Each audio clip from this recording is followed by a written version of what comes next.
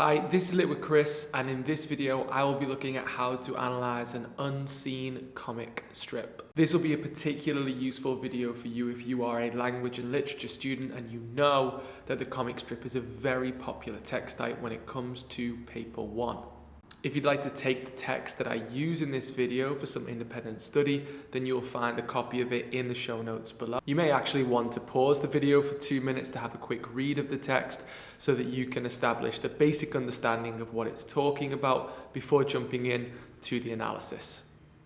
Okay, so the text we are working with today is this one entitled David Squire's On, a Qatar World Cup's worker's death by natural causes, published in The Guardian, November 2022.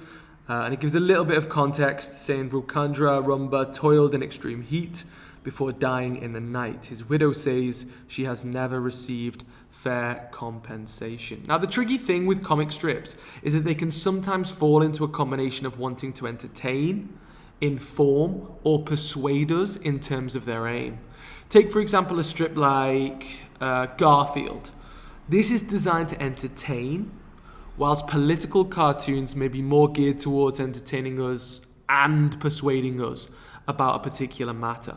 So a good place to start for our analysis, as always, is the question we're provided with, which we can find here.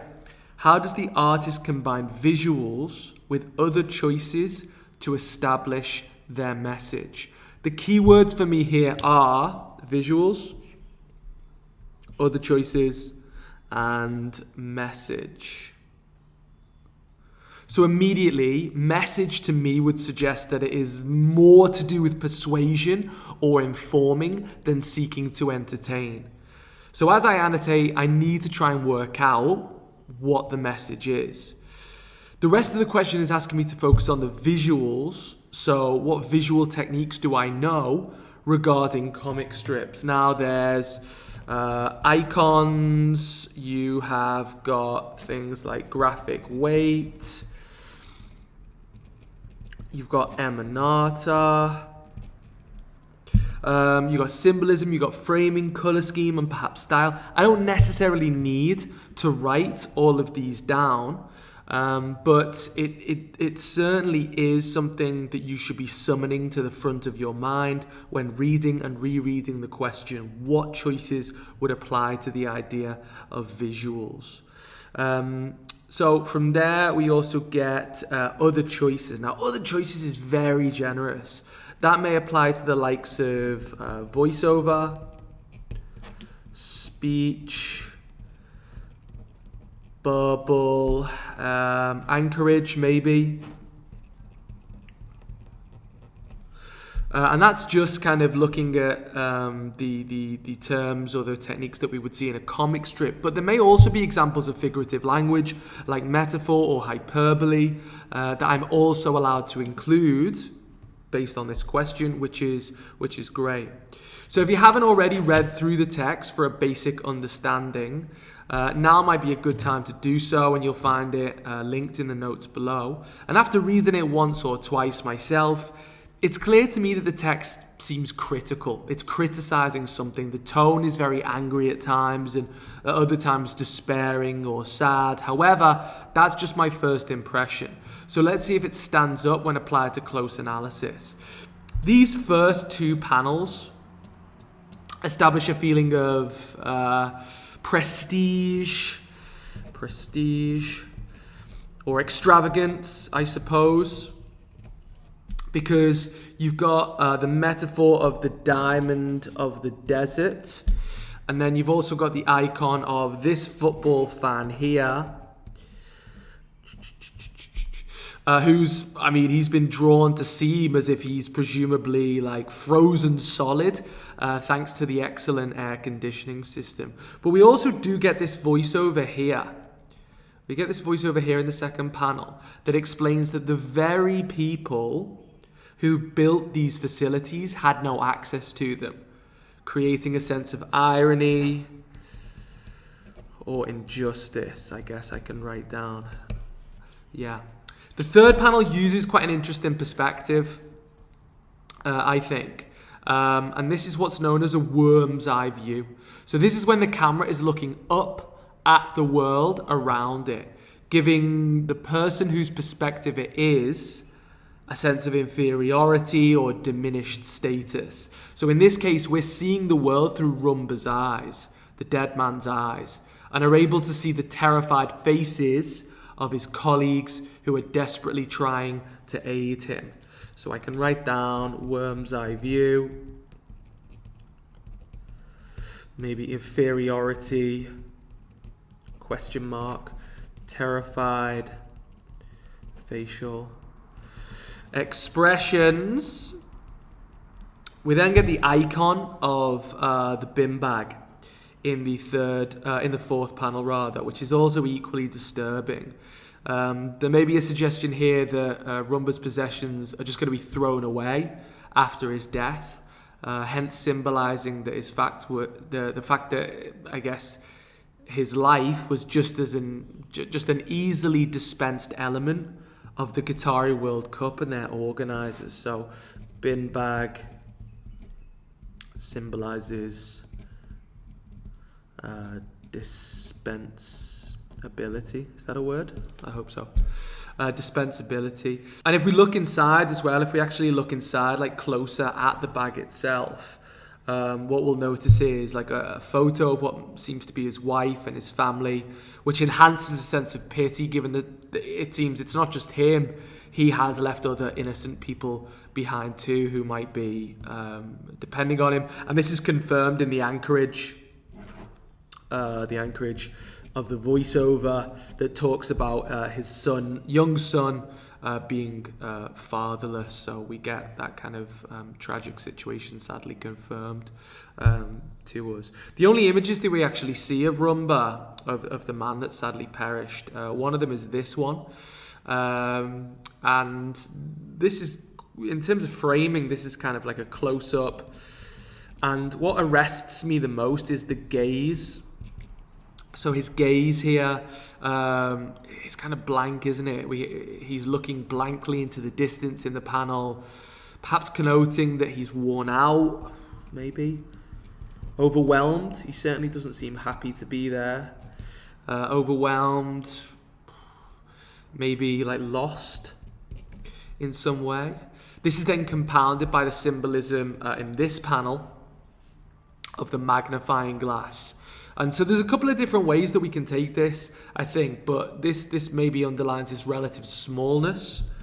So magnifying glass connotes smallness, or like insignificance, I guess, in comparison to the company.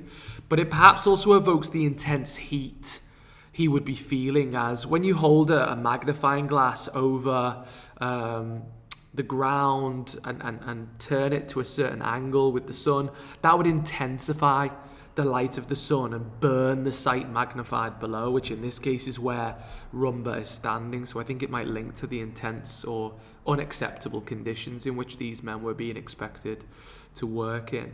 In this panel as well, the narrator, the voiceover kind of points out that his friends and family said he was in perfect health, despite liking to smoke occasionally. But he wasn't even able to smoke that occasionally because it's not easy to afford cigarettes on a migrant worker's wage. Here the artist may be seeking to diminish any possible alternative reasons for why the man died, which could be a tactic used by the Qatari government, who are trying to lessen the resulting scandal. So I suppose the voiceover here, diminishing alternative theories. The seventh panel, again through the voiceover, kind of points out that the workers were promised health cards, but they never materialized, meaning that Rumba faced a longer and therefore less sufficient course of treatment, which may ultimately have contributed in his death. This helps to anchor this image, so we could call this anchorage, the image and the text working together. The anchorage here, you've got these guys kind of standing around watching the ambulance leave, some of them with their hands on their head, and I mean, you wonder whether maybe they're perhaps depicted to be wondering whether it could be them next. So it's not an isolated issue. None of these men have got their promised health cards, and maybe, yeah, Rumba sadly won't be the last man to suffer this fate. We then come to Rumba's wife, Nirmala. So Rumba's wife, Nirmala, will play quite a central role in the remainder of the comic strip, I think, in terms of exploring the injustices of the situation that her family finds herself in. And this particular panel, like the style that it's been drawn in, seems to depict like a few steps of sort of physics-defying stairs and doors and rooms and things like that. It actually reminds me of paintings or illustrations done by the artist MC Escher. And I think we're supposed to, that these stairs are supposed to symbolize the confusing and maybe impenetrable elements of the Qatari bureaucracy, which is mentioned here. In other words, the governmental processes and procedures that someone would have to go through should their husband die, and that they're seeking compensation. So it's incredibly hard for her to get the money back. Underneath this panel, like the irony that the artist is using is once again enhanced, in my opinion, because we get told that the voiceover kind of points out that the only financial help that Rumba's widow initially received were donations from his co-workers, who are obviously hugely underpaid despite the billion-dollar investments made elsewhere in the World Cup by the Qatari government. So again, the sense of irony, maybe hypocrisy. I'm going to write down MC Escher allusion here. Impenetrable, question mark. So the irony or hypocrisy of allowing the most poor members of the company to pay. Just no justice whatsoever for those involved in the construction of the World Cup. You then get this panel. So the cause of Rumba's death is detailed in these two panels. Essentially, you get this one above with the portrait, and it kind of is extended in this particular panel as well. And it's kind of outlined that he supposedly died, according to the local administration, of natural causes, and therefore there was no compensation due to him.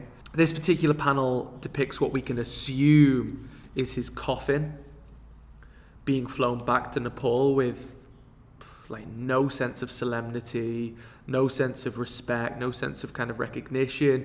Instead, it's just being treated like a commonplace piece of baggage.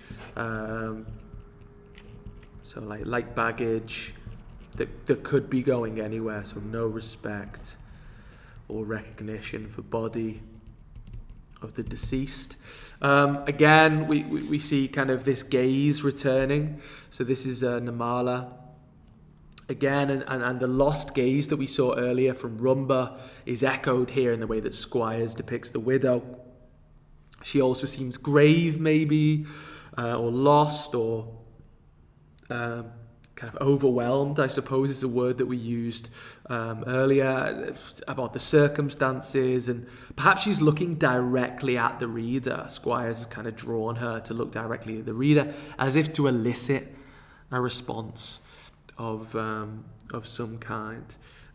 We then kind of get a bit more information regarding who's in charge of dealing with the compensation cases, and we get told it's a committee entitled the Supreme Committee. This is continued elsewhere as well. I think it's extended. Yeah, it's also mentioned here in this panel, the Supreme Committee.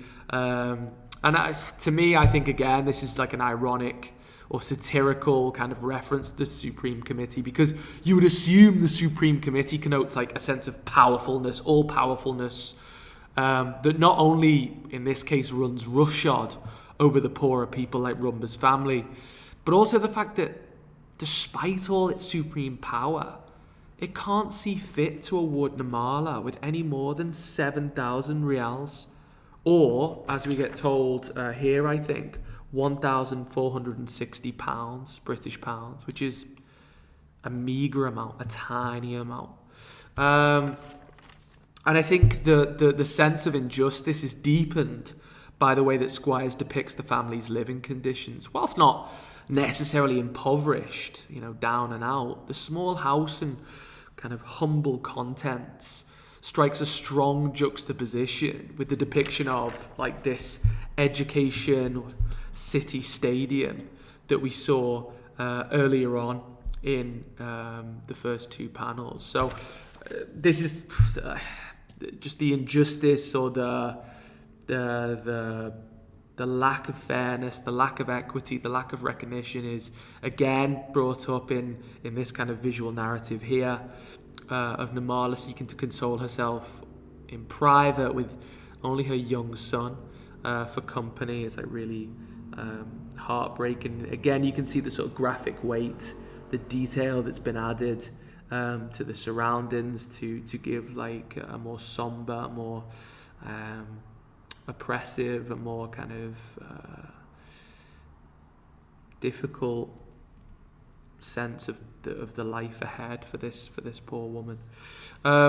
In the third to last, well, actually, before we move on to that, you also get this kind of voiceover, which it's quite a unique but forceful rebuke from the artist, in which he points out that the leader of the Supreme Committee wrote that this good faith settlement was being paid, so the 7,000 rials were being paid in lieu of the fact that Rupakandra wasn't entitled to the end of service benefit as per Qatari law because he was employed in Qatar for less than the required 12-month period.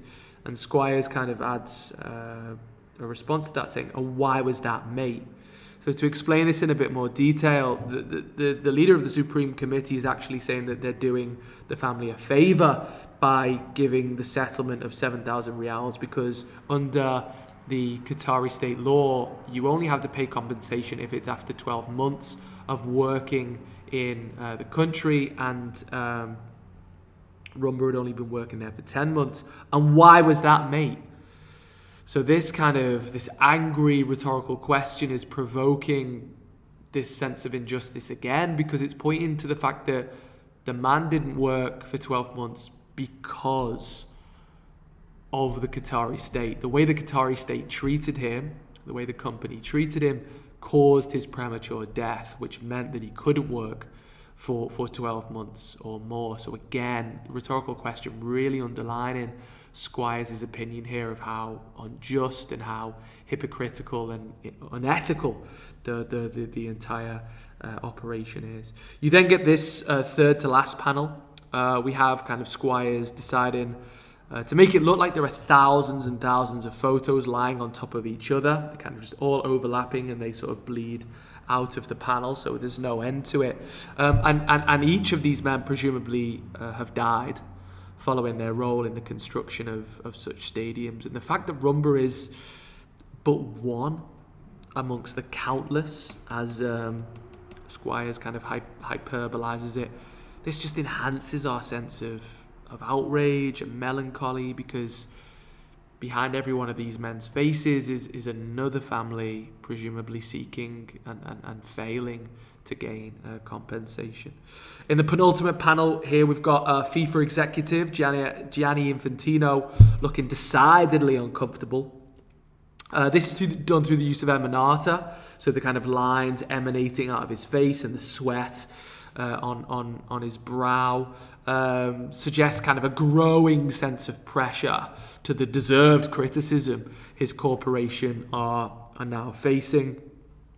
And with a few statistics thrown in here in terms of certain NGOs who are looking for £365 million pounds maybe worth of payout to migrant workers whose human rights have been compromised. But I think ultimately the final panel symbolically sort of finishes with Nirmala, the widow of Rumba, and I think this is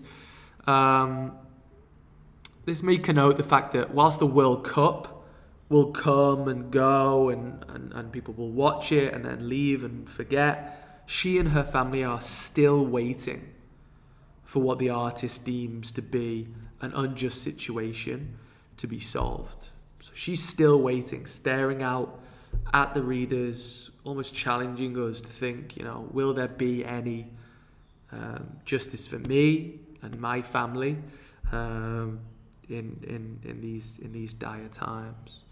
So, returning to the question, the message is undoubtedly one of criticism. So I can take that and put criticism. That's probably not enough, though. So I think Squires is probably trying to highlight the deeply worrying human rights violations.